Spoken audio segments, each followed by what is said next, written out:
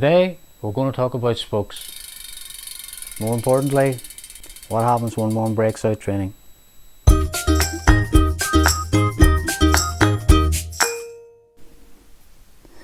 Hi everyone. Today we're going to talk about spokes. And more importantly, what happens when you break a spoke out training and you're trying to get home to avoid that inevitable call for someone to have to come and collect you.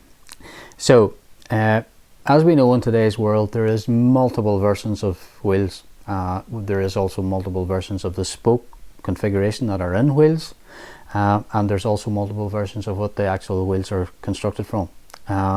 So today, to keep a very complex a range of components to a minimal, I've just picked out a wheel at random, and what we're going to talk about is the basic fundamentals of how spokes actually perform in a wheel with pressure, because spokes, as you know, are tightened up to a certain pressure. That's what holds the wheel in place. So what we've got is we have two sides to a wheel. We have the non-drive side, which you can see down here, and we have the drive side. This is where the sprockets would normally fit on here, and your chain would normally go through here and drive. And you can see clearly that the drive side is much straighter than here. This is referred to as a dish in the wheel, right? And the reason this is here is to allow your sprockets to be here. So this angle is exactly the same on both sides, from point to point here where it enters the bike. So in this particular wheel, it's constructed in such a way where on the non-drive side, the spokes are called radial. They run directly from the hub right out to the rim. And then on the drive side, it's the opposite. The spokes actually have a cross here. This is called a single cross. Now, this is only one type of spoke configuration there is. You can have multiples. You can also have this cross section, which is on the drive side, on the non-drive side.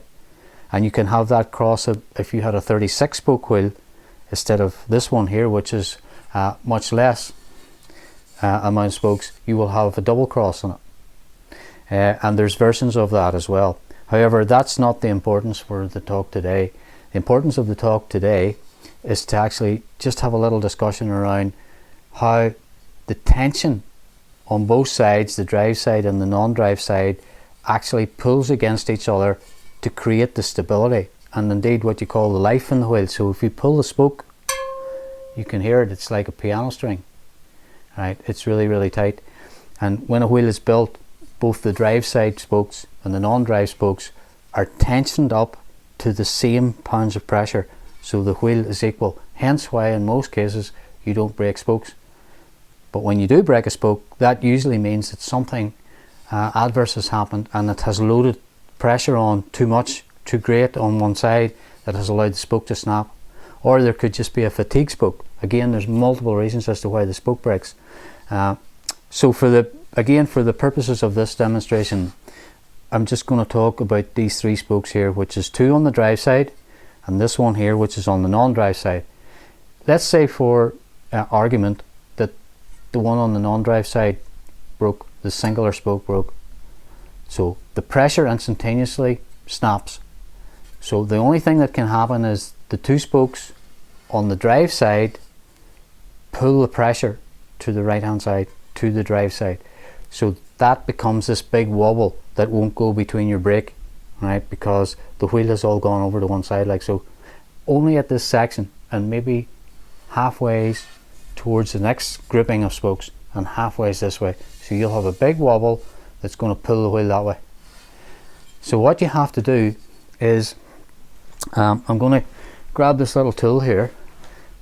This is a little spoke key. It's a very simple little key that you can buy in any shop. It's not an expensive tool, and that tool slides up the spoke and onto the end of the spoke nipple, which is protruding down through here. You can see this is like a hexagonal head on it, so it's like this is like a tiny spanner that can actually go onto here, so you can turn it like so.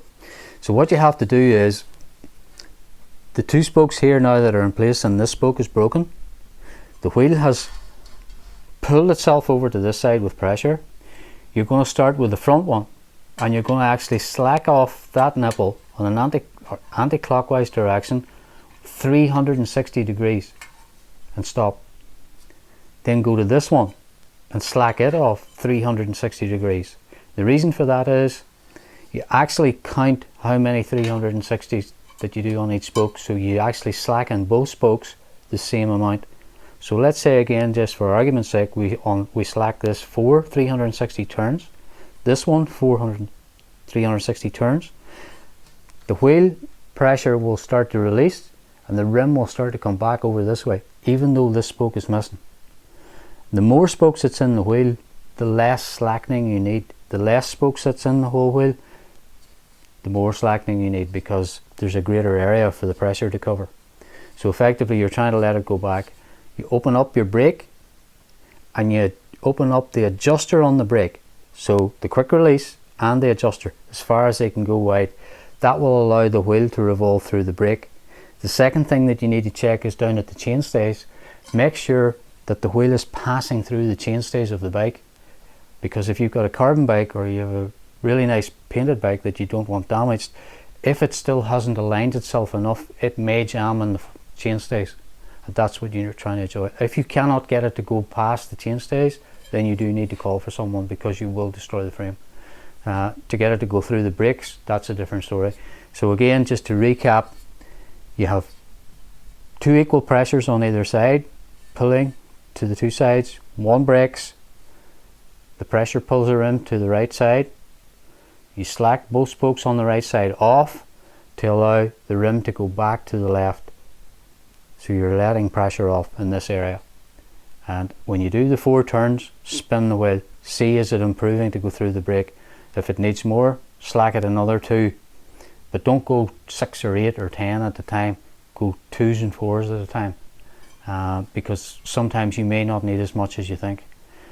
The only other thing that you may be confronted with in today's world, some of the spokes have the nipples concealed inside the rim. So in underneath this tape here, there's the spoke holes are in underneath this rim tape. So effectively this type of a key may be of no good to you. So what I would suggest is, the next time that you're in your local bike shop or whatever, firstly understand what type of spoke nipple is on the wheels that you're using, and try and find a key. Some of the keys that go down in here are like little long sockets, hollow, and they've got a little T-bar on them, so you have to put it down. The downside, you must take the tire and tube off the rim by the roadside to be able to get in to tighten or slacken those. So that's another piece of work you would have to do on the side of the road. That's really the only 2 versions really that you can that you would have to try and repair that broken spoke, at least to get you home, and then you will have to find a new spoke in your bike shop. This is a front wheel, which has a different configuration of the spokes to the rear one. As you've seen on the rear one, we have on the drive side the spoke configuration is very straight, and on the offset side it was sloped. The front is different. It has equal on both sides like this. Now this particular wheel, I'm just going to turn it here to the side so you can see. This particular front wheel has what we spoke about, which is the radial spokes running directly from the rim straight to the hub on both sides. There's no cross, so there isn't. Now one of the drawbacks of this type of wheel, whenever a spoke breaks, if for example this spoke broke here, the next spoke on this side and the next spoke on that side is that. So effectively from here, that section of the rim all the way to there comes this way, and that's a bigger problem with the radial type front wheels. Whenever you break a spoke, the actual mass of the rim is a lot greater, so therefore the pressure comes across. So slackening off process is the same, but you may actually need to slacken the first 2 spokes, and then you may need to go as far as these 2 as well and let them out a little bit, just to try and get the wheel true enough to be able to run between the brakes. Because don't forget, unlike the rear, it only has the brakes usually to run between. It normally wouldn't hit off the forks insides. That would be quite extreme. So I would think at that point you'd be actually looking for someone to call you home. But again, it's the same principle. Slack them off anti-clockwise, count the number of turns on each side, and slack it off to try and get it to straighten up.